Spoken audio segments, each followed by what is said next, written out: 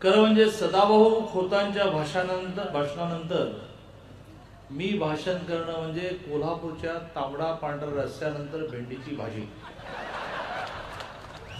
सदाभाऊने तर राजू शेट्टीचा त्याच्यावर बोलण्याचा सगळा स्टॉकच संपवून टाकला।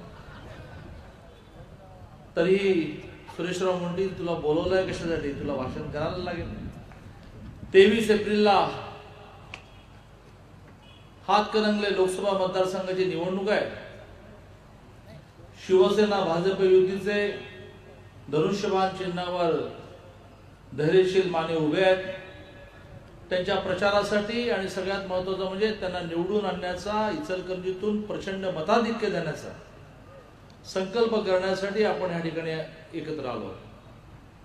या संकल्प मेळाव्याला व्यासपीठावर अनेक मान्यवर उपस्थित आहेत, परंतु आता ज्यांचं घणाघाती भाषण झालं असे राज्याचे राज्यमंत्री सदाभाऊ खोत, राज्याचे भारतीय जनता पार्टीचे सरचिटणीस आपल्या सगळ्यांचे लाडके आमदार सुरेशराव हळवणकर आणि आपला लाडका उमेदवार की ज्याच्याकडे तरुणांच्या विकासाची दिशा आहे असे धैर्यशील माने, व्यासपीठावर सर्व मान्यवर आणि एका बूथवर अधिकाधिक संख्येने काम करणारे, एका शक्ती केंद्रावर अधिकाधिक संख्येने काम करणारे, प्रत्यक्ष शेवटच्या मतदारापर्यंत पक्ष पोहोचवणारे, योजना पोहोचवणारे, त्याला मतदानासाठी बाहेर काढणारे सर्व विविध बूथवर आणि शक्ती केंद्रांवर काम करणारे कार्यकर्ता बंधू भगिनी, मी सुरुवात करताना असं म्हटलं की सदाभाऊंनी घणाघाती भाषण केलेलं आहे।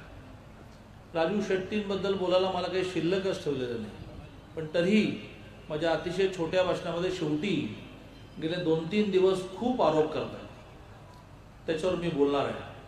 पण त्याआधी माझ्या आधीच्या सगळ्या वक्त्यांनी भारतीय जनता पार्टी शिवसेना युतीचं सरकार पुन्हा का आलं पाहिजे याची खूप चांगली मांडणी या ठिकाणी केली।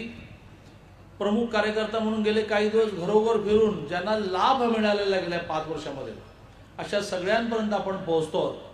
परंतु 2-3 गोष्टी ज्या प्रकर्षाने शहरी भागात मांडल्या पाहिजेत ती मांडणार आहे। गेले अनेक वर्ष ह्या देशामध्ये 5 लाखापर्यंत इन्कम टॅक्स भरावा लागणार नाही अशा प्रकारची मागणी जनतेतून प्रामुख्याने मध्यमवर्गीयातून येत होती की 5 लाखापर्यंत इन्कम टॅक्स भरायला लागू नये, 5 लाखापर्यंत रिटर्न भरायला लागू नये।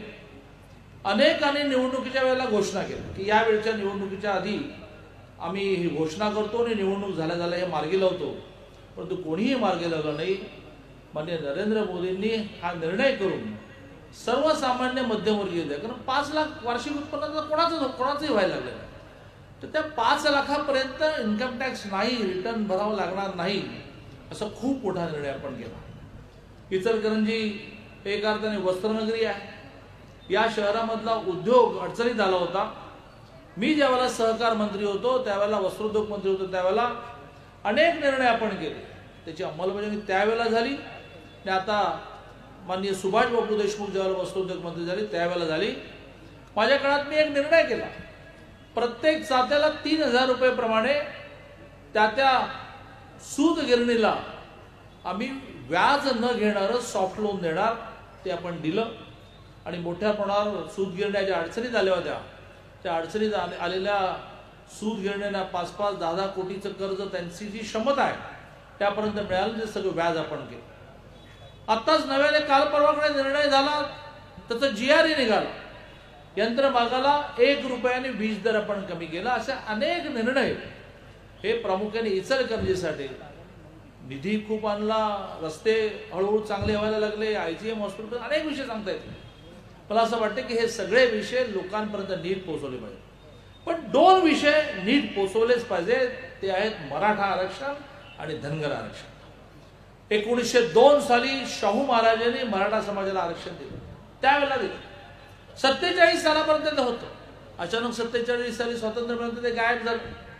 68 साली मराठा समाजाच्या लक्षात आलं की आपल्याला आरक्षण होतं, गेलं कुठे, आणि संघर्ष सुरू झाले, मोर्चे सुरू झाले, आज मोर्चे निघतात त्याच्यापेक्षा मोठमोठे मोर्चे सुरू झाले। अण्णासाहेब पाटील यांनी माथाडींची मोठी युनियन उभी केली, माथाडींना माणूस म्हणून जगायला शिकवलं, माथाडींना माणूस म्हणून जगण्याचा अधिकार दिला। त्या अण्णासाहेब पाटलांनी मराठा समाजाला आरक्षण मिळण्यासाठी मोठमोठे मोर्चे काढले. शेवटी अण्णासाहेब पाटलांना आत्महत्या करावी लागली. अण्णासाहेब पाटील खूप भावनिक होते. ज्या वेळेला त्यांना असं लक्षात आलं की वारंवार मोर्चे काढून निदर्शने करून निवेदन देऊन मराठा समाजाला आरक्षण मिळत नाही, त्यावेळेला अण्णासाहेब पाटलांनी स्वतःच्या डोक्यामध्ये गोळी घालून घेतली. असा मराठा समाजाच्या आरक्षणाचा इतिहास आहे. अनेक मराठा मुख्यमंत्री होऊन गेले. या महाराष्ट्रातल्या जवळजवळ 99% संस्था मराठ्यांच्या. डी.वाय. पाटलांची संस्था, पतंगराव कदमांची संस्था, कमलकिशोर कदमांची संस्था.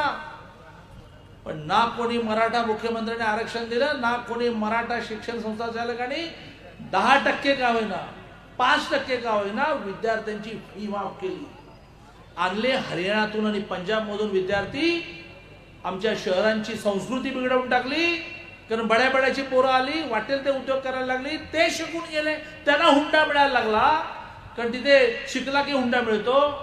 आमच्या मराठा पोरांना तुम्ही नाही शिकवत. त्या मराठा समाजाला न्याय देण्याचं काम या शासनाने केलं. कायमचं टिकणार, कोर्टात टिकणार 16% आरक्षण आपण दिलं. गेले 4 महिने कोर्टात केस सुरू आहे. केस बंद झाली. जून मध्ये निकाल आहे. कोर्टाने सांगितलं की मी स्थगिती देणार नाही. नोकऱ्यांमधील आणि शिक्षणामधली प्रक्रिया सरकारने सुरू करावी. निर्णय जून मध्ये देतो. स्टे द्यायला कोर्टाने नकार दिला. टिकणारं आरक्षण होतं. ते आरक्षण मिळेपर्यंत 50% फी मराठा समाजातल्या मुला मुलींची भरण्याचा सरकारने निर्णय केला. या वर्षी 564 कोटी रुपये मराठा समाजातल्या मुला मुलींची निम्मी फी भरण्यामध्ये सरकारने खर्च केले. 4,72,000 विद्यार्थ्यांची निम्मी फी भरली. हे जुमले वाटत असतील, हे हवेतलं वाटत असतील तर सगळं सध्या कॉम्प्युटरच आहे. नेटवर जा आणि काढा आकडे. 10 लाखापर्यंत कर्ज घेतलं तर त्याचं व्याज सरकार बनेल. 3,000 विद्यार्थ्यांनी या वेळेपर्यंत 10 लाखाचं कर्ज घेतलं. 10 लाखाचं कर्ज 5 वर्षामध्ये फेडताना व्याज होतं 3,20,000. 10 लाखाचं कर्ज फेडणाऱ्या मराठा तरुण तरुणीचं प्रत्येकी 3,20,000 व्याज सरकार भरणार आहे. मराठा समाजाला न्याय या शासनाने दिला. धनगर समाजाच्या बाबतीत तेच आहे. आता तुम्ही जाऊ विचारता की धनगर समाजाला गेल्या 5 वर्षात आरक्षण का सरकारने दिलं नाही. वर्षानुवर्ष धनगर समाजाला आरक्षण देण्यासाठी 2 लाईनचा प्रस्ताव तुम्ही केंद्रात पाठवायचे. केंद्राने फेकून द्यायचे आणि केंद्र म्हणायचे की याला आधार काय, धनगर आणि धनगड एक आहे, असा आधार द्या. तुम्ही आधार कधी देऊ शकला नाहीत. या शासनाने TISS Tata institute of social science नावाच्या जागतिक स्तरावर मान्यता असणाऱ्या संस्थेला काम दिलं. महाराष्ट्राचा सर्वे केला, रिपोर्ट तयार झाला. आता त्या रिपोर्टला निवेदन लावून दिल्लीमध्ये जाईल. तोपर्यंत गेले 2 वर्ष हायकोर्टामध्ये एक केस पडून होती. केस चालत नव्हती. धनगर समाजातले रिटायर्ड DIG या स्तरावर काम केलेले एक शिंदे नावाचे नेते, त्यांनी ही हायकोर्टात केस टाकली. त्या केसमध्ये एक ॲफिडेव्हिट शपथपत्र होतं. ते शपथपत्र महाराष्ट्र शासनाने दिलं. महाराष्ट्र शासनाने हे म्हटलं की धनगड आणि धनगर एक आहेत, हे सरकार म्हणू शकत नाही, न्यायालयाने म्हटलं पाहिजे. पण आम्ही शपथपत्र देतो की महाराष्ट्रामध्ये धनगड नावाचं कोणी नाही. महाराष्ट्रात जे आहेत ते धनगर आहेत. या एका शपथपत्रावर न्यायालयाला निर्णय देणं सोपं झालं. आणि जोपर्यंत हे आरक्षण मिळत नाही कोर्टाकडून किंवा निवेदन पाठवल्यामुळे आदिवासी आयोगाकडून, तोपर्यंत जे आदिवासींना, कारण धनगरांना आरक्षण आहे पण आदिवासी बदलाव आहे, ते मिळेपर्यंत जे आदिवासींना ते धनगरांना, असा निर्णय महाराष्ट्र शासनाने केला. निर्णय होईपर्यंत ते पैसे महाराष्ट्राच्या तिजोरीतून खर्च करावे लागतील. 7,000 कोटी खर्च करावे लागतील. त्यातल्या 1,000 कोटीची व्यवस्था केली. आदिवासींना आश्रमशाळा, धनगरांना आश्रमशाळा.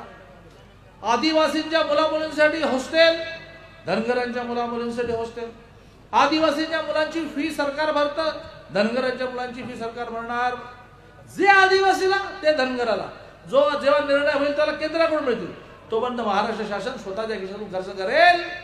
असा ऐतिहासिक निर्णय महाराष्ट्र शासनाने आचारसंहिता सुरू होण्यापूर्वी केला. तुम्ही काय केलं? काय केलं धनगर समाजासाठी तुम्ही? आणि तर मला असं वाटतं की हे 2 निर्णय सुद्धा समाजामध्ये एका अर्थाने उत्साह निर्माण करणारे, भविष्य उज्ज्वल करणारे निर्णय आहेत. आणि त्यामुळे मला असं वाटतं की हे घराघरापर्यंत पोहोचवले पाहिजेत. आणि त्यातून मोठ्या प्रमाणावर धैर्यशील मानेना हातकणंगले मतदारसंघामध्ये आणि म्हणजेच मोदींना केंद्रामध्ये पंतप्रधान करण्यासाठी मतदान मागितलं पाहिजे. आता शेवटी राजू शेट्टी गेले 3-4 दिवस खूप फुरफुरत आहेत. मी त्यावर असं म्हटलं की जेव्हा पायाखालची वाळू घसरते तेव्हा माणसाची जीभ घसरायला लागते. त्याने आरोप केलेले आहेत की 2 नंबरची खाती माझ्याकडे आहेत आणि 2 नंबरच्या खाती असणारे मंत्री आहेत, मी ह्यांचं सगळं काढतो, बिंदू चौकात द्या. राजू शेट्टी खासदार होऊन सुद्धा त्यांना हे माहिती नाहीये की कंप्लेंट बिंदू चौकामध्ये दाखल करायची नसते. त्यांना माहिती नसेल खासदार असून तर मी माझा एक माणूस जोडतो, माझ्या विरुद्ध जी कंप्लेंट आहे, माझ्या विरुद्ध जे पुरावे आहेत ते दाखल करण्याची एक लोकशाहीमध्ये घटनेप्रमाणे रचना आहे. ते काय बिंदू चौक म्हणजे काय आखाडा आहे काय? त्यामुळे हिम्मत असेल तर कंप्लेंट करा, हिम्मत असेल तर पुरावे सादर करा. तुम्ही म्हणता की 5-10 हजार उसने मागणारा चंद्रकांत पाटील जो येईल त्याला कसं द्यायला लागला? हो, द्यायला लागला कारण त्याची दानत आहे. तुमचा सहकारी सदाभाऊ खोत मंत्री झाला तर तुमच्या पोटात दुखलं, ही आमची दानत नाहीये. माझ्या आई वडिलांनी गिरणी कामगार असून शिकवलं की गांगावरचा शर्ट विक आणि माझ्या एखाद्या बहिणीची फी भर, हे माझ्या आई वडिलांनी मला शिकवलं. त्यामुळे हो, मी देतो, तुम्ही नाही देत. 10 वर्ष तुम्ही खासदार असल्यानंतर सुद्धा तुम्हाला डबे फिरावे लागतात निवडणुकीसाठी. कुठे गेले पैसे? खासदाराला दर महिन्याला 4 लाख रुपये मिळतात, सगळे पगार आणि सगळ्या प्रकारचे हप्ते मिळून. 5 वर्षात किती होतं? 10 वर्षात किती होतं? काय केलं त्या पैशाचं? तुम्ही नाही कोणाला मोठं केलं. सदाभाऊ खोतला मंत्रिमंडळातून काढा म्हणून तुम्ही हट्ट करून बसला. मुख्यमंत्री खंबीर आहेत, ते म्हणाले की तुला हवं तर नवीन मंत्री मी देतो, मी सदाभाऊला काढणार नाही. मग तुम्हाला राग आला. तुमचा राग भाजपवर नाहीये, सदाभाऊला न काढल्याचा राग. अरे तो नवीन तरुण पोरगा तुझा अध्यक्ष झाला, तुपकर, तुम्हाला 1 सीट मिळणार होती ना, मग तुम्ही बुलढाणा घ्यायला पाहिजे होती. तुपकरला खासदारकी लढवायला द्यायला पाहिजे होती. एक देताना चला हातकणंगले नको असं काय नाही म्हटलं? 10 वर्ष मी खासदार आहे, आता एकदा तुपकरला देऊन टाका असं काय नाही म्हटलं तुम्ही? आणि मग सांगली तुम्हाला मिळाली, ती तुम्ही एका साखर सम्राटाला दिली. वसंतदादा कारखान्याने आतापर्यंत किती शेतकऱ्यांची FRP दिली? मी सहकार मंत्री होतो, अनेक वेळा नोटीस बजावावी लागली. किती कामगारांची त्यांनी बुडवली, किती बँकांची त्यांनी बुडवली. तो तुमचा शेतकरी संघटनेचा कार्यकर्ता कसा असू शकतो? तुम्हाला सांगलीमध्ये शेतकरी संघटनेचा कार्यकर्ता ऍक्टिव्हिस्ट मिळाला नाही, तुम्हाला एक धनाढ्य मिळाला, कारखानदार मिळाला, विशाल पाटील नावाचा. ही तुमची दानत आहे. आणि त्यामुळे माझ्यावर शिंतोडे उडवण्याचा प्रयत्न करू नका मिस्टर शेट्टी. जर हिम्मत असेल तर ज्या एजन्सीकडे कंप्लेंट करावी लागते आणि ज्या एजन्सीकडे पुरावे द्यावे लागतात त्या ठिकाणी द्या. तुमचं काय करायचं हे ठरवण्यासाठी मी लागत नाही, सदाभाऊ खोत पुरेसा आहे. त्याने सांगितलं की बिंदू चौकात केशाला स्वर्गात पण येतो. आणि त्यामुळे स्वतःच बघा, काचेच्या घरात राहणारे दुसऱ्याच्या घरात दगड मारायची नाही. आणि त्यामुळे मला असं वाटतं की ज्या वेळेला माणसाचं एकूण सगळं संपायला लागतं त्यावेळेला तो जसं माणूस मरायला आला की मग तो असं भ्रमिष्ट व्हायला, मग लोक म्हणतात की अरे काहीतरी तर गडबड झाली. तसं आता राजू शेट्टींचं झालेलं आहे. राजू शेट्टींवर बोलण्याचं काही कारणच नाही. मी धैर्यशीलला असं सांगितलेलं आहे की तू काय करणार आहेस, मोदीने काय केलं, मोदी काय करणार आहेत हे सांग. आणि शेट्टीने विचारलं तू काय केलं? त्या पुस्तकातली ही सगळी पानं फाडून टाक की मुख्यमंत्री ग्राम सडक योजना. तुझं काय कर्तृत्व आहे? मुख्यमंत्री ग्राम सडक योजना तर मुख्यमंत्र्यांची आहे, PWDचे रस्ते तर माझ्या सार्वजनिक बांधकाम खात्याचे आहेत, नॅशनल हायवेचे रस्ते तर माझ्या नितीन गडकरींचे आहेत. तुझं काय कर्तृत्व आहे? तू कोण? तू एक खासदार. आणि म्हणून माझी आपल्या सगळ्यांना विनंती आहे, माझ्या शेतकरी बांधवांना विनंती आहे की गेल्या 5 वर्षामध्ये ह्या शासनाने FRP मिळण्यासाठी एकही मोर्चा काढायला लावला नाही, एक लाठी चालली नाही, एक गोळी चालली नाही. हा कोण आम्हाला FRP मिळवून देणारा? हे शासन संवेदनशील आहे. या 5 वर्षामध्ये मोदींनी 2 वर्षा दोनदा FRP वाढवली. आज मी आकडे घेऊन आलो, कोल्हापूर जिल्ह्यामध्ये FRP देण्यासाठी कारखान्यांना केंद्रातून 400 कोटी रुपये झाले. कुठले 400 कोटी रुपये? तर केंद्राने 55 रुपये प्रति टन जे अनुदान घोषित केलं होतं ते, प्लस 29 रुपये आणि 31 रुपये साखर बांधताना तुम्हाला जर स्टॉक पडून ठेवावा लागला त्याचं बँकेचं व्याज केंद्र सरकार देणार आहे. आजपर्यंत काँग्रेस सरकारने दिलं नाही. ते केंद्र सरकारने दिलेलं व्याज की 2900 खाली साखर विकायची नाही, तर मी पडून राहिली तर बँकेचं व्याज पडेल, आम्ही देणार. आणि 55 रुपये प्रति टन अनुदान देणार FRP द्यायला. ही अमाऊंट कोल्हापूर जिल्ह्यामध्ये 400 कोटी आली. आताच मी सहकार खात्याकडून माहिती घेऊन आलो. आणि तुम्ही लागत नाही त्यामुळे आम्हाला दर बिल द्यायला. हे शासन खंबीर आहे, शासन संवेदनशील आहे. आणि त्यामुळे ही दुकानदारी बंद करून टाका. आणि त्यामुळे आगामी काळामध्ये धैर्यशीलला तर विनंती करणार आहे की सदाभाऊ खोतांचं योग्य आहे, त्यांना झोंबलाय, त्यांच्यावर एका अर्थाने आरोप करण्याचे प्रयत्न झालेले आहेत. सगळे आरोप करून थकले. आता राजू शेट्टी सदाभाऊ खोतवर बोलायचे धाडस करत नाही. त्याला माहिती आहे की याला एक म्हटलं की हा दोन म्हणणार. त्यामुळे ते काम आपण सदाभाऊंकडे सोपून देऊ. धैर्यशीलने आणि सगळ्या कार्यकर्त्यांनी आम्ही आगामी काळामध्ये शेतकऱ्यांसाठी काय करणार, तरुणांसाठी काय करणार, महिलांसाठी काय करणार आहोत आणि 5 वर्षात आम्ही काय केलं याची मांडणी करावी. इचलकरंजीने जर तुम्ही मगाचपासून सारखं जे म्हणालात की आम्ही मार्जिन देणार आहोत, मग नगराध्यक्ष स्वामीताई, अलकाताई आणि नगराध्यक्षाला पडलेले रजपुते या दोघांनी मिळून खरं म्हणजे मतदान जे मिळवलं ते 1,65,000च्या वगैरे तुम्ही मांडलं. थिअरीने कधी निवडणूक जिंकता येत नाही. प्रॅक्टिकली ती लोकसभेला मतं पडावी लागतात आणि ती मतं पाडून घेण्याची जबाबदारी ही बूथ प्रमुखाची असते, बूथवर काम करणाऱ्या कार्यकर्त्याची असते. हे मतदान नीट पाडून घ्या. मगाशी सुरेशवाणी उल्लेख केल्याप्रमाणे सकाळी लवकर लोकांना मतदानाला बाहेर काढा आणि इचलकरंजीचंच मार्जिन 1 लाखाच्या वर जाऊ द्या. तिकडे शिवाजीराव नाईक बसलेले आहेत शिराळ्याची काळजी करायला, इकडे सदाभाऊ खोत बसलेले आहेत वाळव्याची काळजी करायला, तिकडे मिंचेकर बसले आहेत हातकणंगलेची काळजी करायला, तिकडे आमचे सत्यजित पाटील सरोडकर बसलेले आहेत त्यांच्या शाहूवाडीची काळजी करायला. आणि त्यामुळे कुठल्याही विधानसभा मतदारसंघामध्ये शॉर्टफॉल येणार नाही.